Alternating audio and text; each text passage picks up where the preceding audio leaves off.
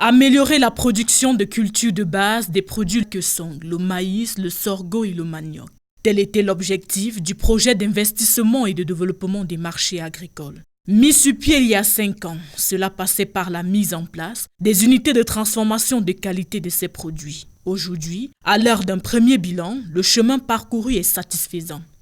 Le portefeuille aujourd'hui comprend 70 coopératives avec une mobilisation de financement pour 12 milliards de francs CFA.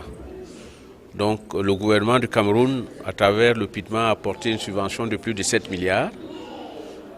Les coopératives ont mobilisé à peu près 2 milliards et les banques commerciales et les établissements de microfinance ont financé à peu près pour 3 milliards de francs CFA. Autre champ d'expérimentation pour le PITMA, la production et la distribution des semences dans les coopératives. Ici aussi, les chiffres parlent d'eux-mêmes. 80% de semences pour le maïs, 189% de boutures de manioc et 41% pour le sorgho. On retient qu'il y a des actions importantes à mettre sur le volet sémencier,